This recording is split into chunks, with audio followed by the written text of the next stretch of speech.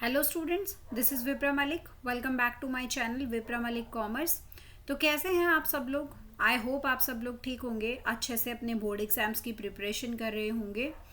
और जिन बच्चों का आज एग्ज़ाम था हिंदी का, आई होप आप लोगों ने बहुत अच्छा परफॉर्म किया होगा आज के एग्ज़ाम में। मेरी विशेस आप लोगों के साथ हैं। तो चलिए स्टार्ट करते हैं बच्चों आज की क्लास को। तो हमारा जो टॉपिक चल रहा है वो है रिटायरमेंट ऑफ अ पार्टनर का, जिसकी आज हमारी थर्ड क्लास होगी। और थर्ड क्लास में हम आज पढ़ेंगे अकाउंटिंग ट्रीटमेंट ऑफ गुडविल, कि गुडविल का अकाउंटिंग ट्रीटमेंट जो है कैसे किया जाता है रिटायरमेंट के टाइम पर। तो चलिए बच्चों पढ़ते हैं अपना फर्स्ट क्वेश्चन। तो क्या है first question? P Q and R equal partners in a firm. P Q R जो है वो इक्वल पार्टनर्स हैं, मतलब कि उनका जो प्रॉफिट शेयरिंग रेशो है वो इक्वल है। R retires and the goodwill of the firm is valued at 3,60,000। तो क्या होता है कि आर जो है वो रिटायर हो जाता है फर्म से, और फर्म की जो गुडविल होती है उस टाइम पर वो होती है 3,60,000। ठीक है। और no goodwill account appears as yet in the books of the firm, यानी कि पहले से ही कोई भी गुडविल अकाउंट जो है फर्म की बुक्स में अपीयर नहीं होता। P Q agree to share future profits in the ratio of 3:2। जो पी और क्यू है वो अग्री करते हैं कि वो फ्यूचर में जो प्रॉफिट शेयर करेंगे वो 3:2 में करेंगे। ठीक है। हमें क्या करना है? हमें जर्नल एंट्री पास करनी है गुडविल के लिए। तो बच्चों ध्यान रखना कि जब भी हमें गुडविल का एडजस्टमेंट करना होगा, गुडविल की एंट्री करनी होगी, तो उसके लिए हमें चाहिए होती है गेनिंग रेशो। और गेनिंग रेशो का जो फॉर्मूला होता है वो होता है new ratio minus old ratio. क्या होता है? New ratio minus old ratio. तो न्यू रेशो भी हमारे पास है 3:2 और ओल्ड रेशो भी हमारे पास है 1:1 है ना। क्या है? 1:1 हमारे पास है क्या? Old ratio. तो क्या करना है? पी और क्यू का गेनिंग रेशो निकालना है। तो न्यू रेशो है 3/5, क्यू का पी का, और क्यू का कितना है? 2/5। और दोनों का जो ओल्ड रेशो है वो है 1/3। ठीक है। हमें क्या करना है? हमें लेना है सबसे पहले एलसीएम। तो एलसीएम कितना आ जाएगा? 15 आ जाएगा। 5 3 जा 15 और 3 3 जा 9, 3 5 जा 15 और 5 1 जा 5, यानी कि हमारा कितना आएगा? 4/15। किसका गेन है ये? पी का। अब हमें किसका निकालना है? क्यू का। तो क्यू का कितना है? 2/5 माइनस 1/5। तो कितना आ जाएगा एलसीएम? 15। तो 5 3 जा 15 और 3 2 जा 6, 3 5 जा 15 और 5 1 जा 5, यानी कि कितना? 1/15। तो गेनिंग रेशो कितना हो गया? 4:1। कितना हो गया गेनिंग रेशो? 4:1। अब हमें करनी है इसकी एंट्री। तो एंट्री में क्या करते हैं? जो रिटायरिंग पार्टनर होता है उसके अकाउंट को कर देते हैं क्रेडिट, और कंटिन्यूइंग पार्टनर्स को कर देते हैं डेबिट। तो देखो पहले देखते हैं कि आर जो रिटायरिंग पार्टनर है उसका कितना हिस्सा है गुडविल में।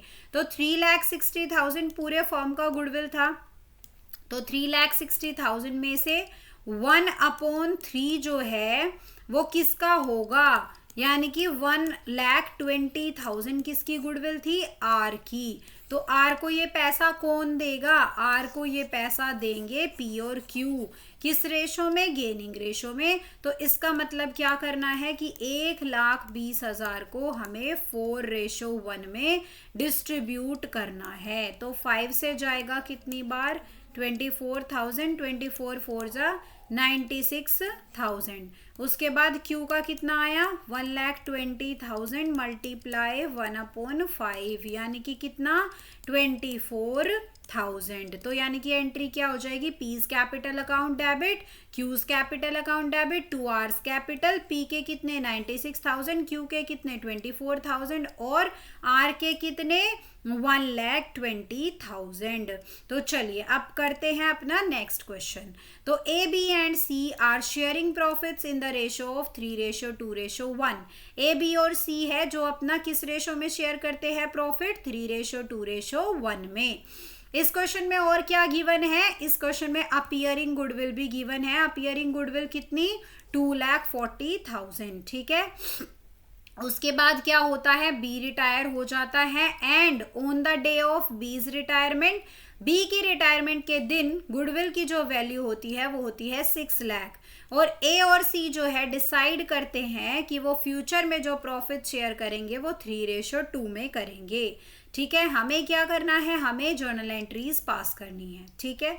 तो सबसे पहले क्या करना होगा, सबसे पहले गेनिंग रेशियो निकालना होगा। तो gaining ratio equal new ratio minus old ratio. तो न्यू रेशियो कितना है, 3/5 और 2/5। तो ए का कितना 3/5 और सी का कितना 2/5। अब इनका ओल्ड रेशियो देखते हैं। ए का ओल्ड रेशियो कितना था 3/6, देखो 3 और इनका टोटल 6, और सी का कितना था 1/6। तो यानी कि हम 3/5 में से 3/6 माइनस करेंगे और 2/5 में से 1/6 माइनस करेंगे। तो 3/5 में से क्या करना है, 3/6 माइनस करना है। तो दोनों का जो एलसीएम आएगा वो 30 आएगा, और 5 6 जा 30 और 6 3 जा 18, 6 5 जा 30 और 5 3 जा 15। तो यानी कि कितना आ गया 3/30, ठीक है। सी का गेन कितना है 2/5 माइनस कितना 1/6। तो 5 और 6 का एलसीएम कितना 30, 5 6 जा 30 और 6 2 जा 12 माइनस 6 5 जा 30 और 5 1 जा 5। तो कितना आ जाएगा 7/30। तो यानी कि गेनिंग रेशो कितना है 3:7। कितना है गेनिंग रेशो 3:7। तो चलिए अब देखते हैं जर्नल एंट्रीज को। सबसे पहले जो एंट्री होगी वो होगी अपीयरिंग गुडविल की, मतलब कि जो पहले से ही बुक्स में अपीयरिंग गुडविल थी उसकी एंट्री होगी सबसे पहले। तो कितना अमाउंट था 2,40,000। और ये जो अपीयरिंग गुडविल होती है ये ओल्ड पार्टनर्स को ओल्ड रेशो में डिस्ट्रीब्यूट होती है। तो ओल्ड रेशो कितनी थी 3:2:1। तो यानी कि ये जो 2,40,000 है इसको क्या करना है 3:2:1 में डिस्ट्रीब्यूट करना है, 3:2:1 में, है ना। तो 3:2:1 में डिस्ट्रीब्यूट करेंगे तो ए का कितना आएगा 1,20,000, बी का कितना 80,000 और सी का कितना 40,000, ठीक है। इसके बाद नेक्स्ट पॉइंट क्या था कि जो फर्म की गुडविल थी वो 6 लाख थी। तो हमें देखनी है कि बी की कितनी थी, बी की कितनी 2/6 हो जाएगी। तो 6 लाख का 2/6 कितना आएगा 2 लाख, और इस 2 लाख को हमें डिस्ट्रीब्यूट करना है किस रेशो में, आपको मेरे फोटो के पीछे दिखाई नहीं दे रहा होगा, ये कितना है, ये है आपका 2 लाख। कितना है ये 2 लाख है। आई थिंक अब आपको दिखाई दिया है। तो चलिए आगे क्या करना है, 2 लाख को हमें डिस्ट्रीब्यूट करना है किस रेशो में 3:7 में। तो कितना आ जाएगा 60,000 और 1,40,000, ठीक है बच्चों, समझ में आया क्वेश्चन। चलिए अब पढ़ते हैं अपना नेक्स्ट क्वेश्चन। क्या है हमारा नेक्स्ट क्वेश्चन, तो देखो A, B, C and D are partners in a firm sharing profits in the ratio of 3:3, 2:2 respectively. A, B, C, D 4 partners हैं, उनका रेशो दिया है 3:3, 2:2।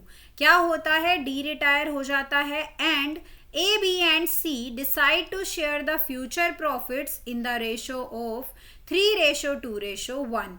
डी रिटायर होता है और जो ए बी सी हैं वो अपना फ्यूचर प्रॉफिट शेयर करते हैं 3:2:1 में। फर्म देखिए goodwill of the firm is valued eight 6 lakh, और फर्म की जो गुडविल है उस टाइम पर वो 6 लाख है, ठीक है। फर्म में ऑलरेडी अपीयरिंग गुडविल भी है, कितने की 4,50,000 की।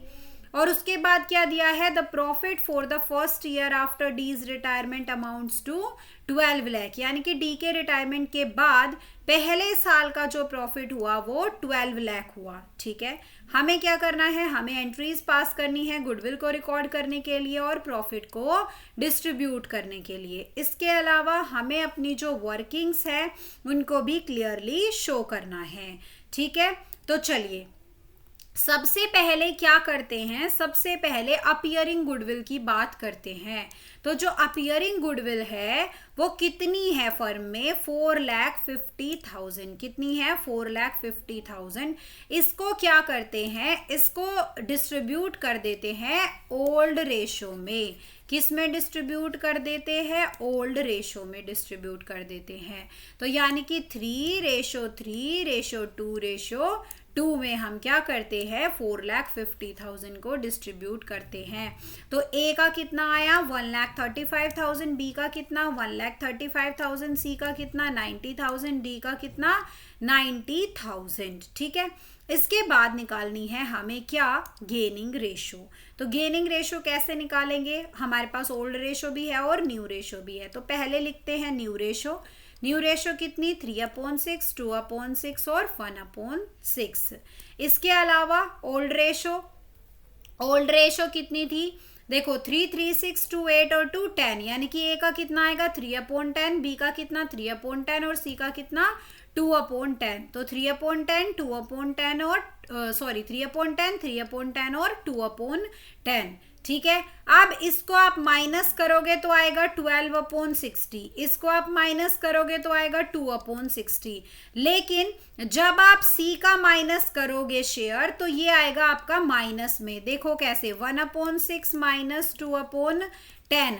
तो हमें एलसीएम सेम रखना था, तो हमने नीचे 60 लिख लिया। तो 6 10 जा 60। उसके बाद क्या आएगा, उसके बाद आएगा आपका 10 6 जा 60 और 6 2 जा 12। यानी कि आंसर किस में है, आंसर है माइनस में। तो माइनस किसको डिनोट कर रहा है कि इस पार्टनर ने क्या किया है, सैक्रिफाइस, इसने गेन नहीं किया है। यानी कि इसने अपना हिस्सा छोड़ा है। इसने अपना हिस्सा जो है, रिटायरिंग पार्टनर ने तो छोड़ा ही है, बाकी इस पार्टनर ने भी यानी कि सी ने भी अपना हिस्सा छोड़ा है। ठीक है, अब हमें क्या देखना है कि गुडविल में किसका कितना शेयर है। तो गुडविल कितनी थी, 6 लाख थी। तो 6 लाख में से सबका शेयर आ जाएगा 12/60 किसका, ए का। तो कितना आएगा 1,20,000। और बी का कितना आ जाएगा 20,000, सी का कितना 20,000 और डी का कितना 1,20,000। ठीक है, अब देखो जिसने जिसने किया है गेन उनके अकाउंट होंगे डेबिट, और जिसने किया है सैक्रिफाइस उनके अकाउंट हो जाएंगे क्रेडिट। तो देखो यहाँ पर क्या हो रहा है, ए और बी ने क्या किया था, गेन, है ना। ए और बी को क्या हो रहा था, गेन। तो इनके अकाउंट हो गए डेबिट, और जिसने जिसने किया सैक्रिफाइस उनके अकाउंट हो गए क्रेडिट, है ना। और अमाउंट हमने देख ही लिया है, 1,20,000 और 20,000 ए का और बी का। उसके बाद सी और डी का 20,000 और 1,20,000। आई थिंक आपको इधर मेरे फोटो के पीछे दिखाई नहीं दे रहा होगा, सी और डी का कैपिटल। तो इनका हमने अभी यहाँ पर कैलकुलेट किया था 20 और 1,20,000। यानी कि इसका कितना 20 है और इसका कितना है 1,20,000। कितना है 1,20,000 है। तो चलिए अब देखते हैं नेक्स्ट पॉइंट क्या बाकी है कि डी के रिटायरमेंट के बाद का जो प्रॉफिट हुआ था पहले साल का वो 12 लाख था। ठीक है, तो ये किस में डिस्ट्रीब्यूट होगा बच्चों, ये होगा न्यू रेशो में डिस्ट्रीब्यूट, है ना, क्योंकि रिटायरिंग पार्टनर तो जा चुका है। अब बचे हैं कौन कौन, अब बचे हैं ए बी और सी, और इनका रेशो है 3:2:1। तो यानी कि ये जो 12 लाख है ये हो जाएगा इन तीनों में डिस्ट्रीब्यूट। तो profit and loss appropriation account debit कितना 12 लाख, और ये किस में डिस्ट्रीब्यूट होगा, to A's capital, to B's capital, to C's capital. किस रेशो में, 3:2:1 में हम इस 12 लाख को डिस्ट्रीब्यूट कर देंगे। तो 6 लाख, 4 लाख और कितना, और हमारा 2 लाख। ठीक है, तो बताइए क्या आपको समझ में आया है। मैंने इसी के साथ आपके मतलब आपकी क्लास में सब कुछ डिस्कस कर दिया है कि अगर अपीयरिंग गुडविल होती है तो कैसे करना होता है, अगर गुडविल का वैल्यूएशन होता है वो कैसे होता है। इसके अलावा अगर P&L अप्रोप्रिएशन का बैलेंस भी आपको किसी क्वेश्चन में दे दे तो उसको कौन से रेशो में हम कैसे डिस्ट्रीब्यूट करते हैं। ठीक है, तो आई होप आपको ये क्लास अच्छी लगी होगी। अगर आपको क्लास अच्छी लगी है तो आप क्लास को लाइक करिएगा और शेयर करिएगा। अगर कोई डाउट डाउट है, कोई सजेशन है तो आप कमेंट कर दीजिएगा। इसके अलावा ऐसे ही अकाउंट्स के और इकोनॉमिक्स के फ्री क्लासेस देखने के लिए आप मेरे चैनल को सब्सक्राइब भी कर सकते हो। तो चलिए bye bye, thank you so much for watching the class. अब मिलते हैं अपनी नेक्स्ट क्लास में, तब तक के लिए बाय बाय।